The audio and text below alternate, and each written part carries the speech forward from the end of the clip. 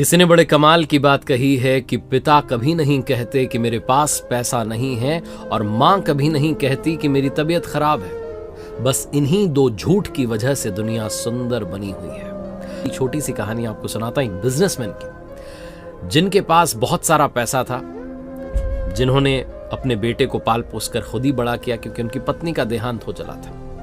बच्चा पढ़ाई में बहुत अच्छा था। एक दिन बेटा घर आया और आकर के बोला कि पापा, अगर मैंने इस बार कॉलेज में टॉप कर दिया फाइनल एग्जाम में तो आप मुझे क्या दिलाएंगे।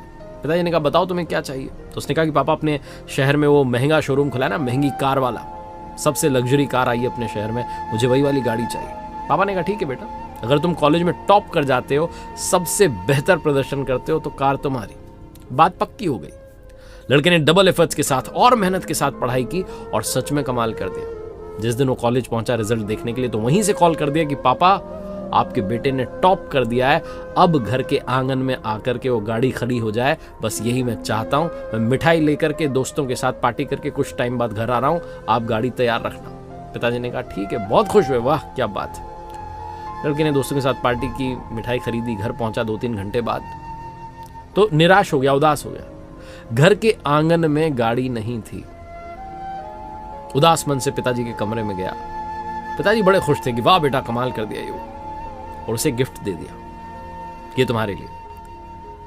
बेटे का दिमाग जो है खराब हो चुका था कि पापा ये कर क्या रहे हैं, बात क्या हुई थी और क्या गिफ्ट दे रहे हैं। फिर भी उसने पिताजी को प्रणाम किया, चरण स्पर्श किए और गया अपने कमरे में। जाकर के गिफ्ट को अनरैप किया तो अंदर रामायण जी थी। उसने कहा, मुझे रामायण जी दे दी। उसने रामायण जी को वहीं रखा और एक चिट्ठी लिख दी कि पापा, अगर आज मां होती तो वो मुझे मेरी मनपसंद कार दिला देती। आपने तो मेरी बात ही नहीं मानी। एक चीज मांगी थी आपसे, वो भी नहीं दी। अब मैं जा रहा हूं घर छोड़ के, बहुत मेहनत करूंगा, कार खरीदूंगा, उसी कार से आऊंगा वापस। पापा, आपने मुझे उदास कर दिया और अपना नंबर बंद कर रहा हूं, मुझसे कांटेक्ट करने की कोशिश मत करना।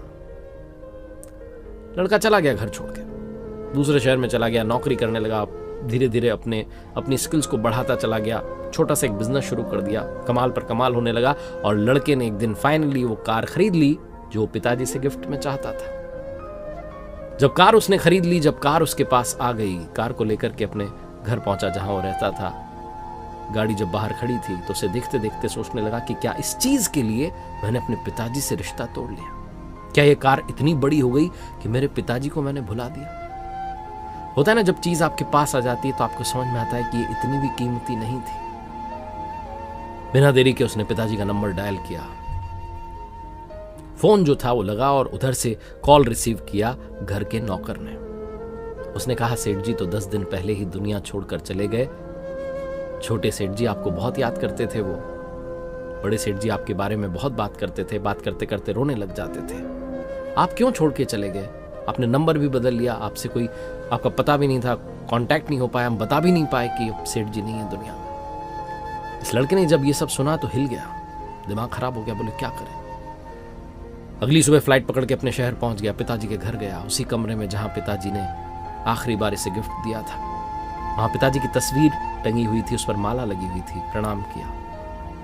वहीं रामायण रखी हुई थी, रामायण जी को उठाया और खोला तो पहले ही पेज पर वहां एक चिट्ठी रखी हुई थी जिस पर लिखा था कि मेरे बेटे, तुमने कमाल कर दिया है, मेरा सिर जो है गर्व से ऊंचा हो गया है, तुमने कॉलेज में टॉप कर दिखाया, पढ़ाई में कमाल कर रहे हो। मैं तुम्हें तुम्हारा गिफ्ट तो देना ही चाहता हूं, साथ में कुछ संस्कार मिले, इसलिए रामायण जी भेंट कर रहा हूं। और तभी एक लिफाफा सरक करके नीचे गिरा, तो लिफाफा खोला तो उसमें कार की चाबी थी और पेमेंट कर दिया था वो कैश में, तो उसका बिल भी था।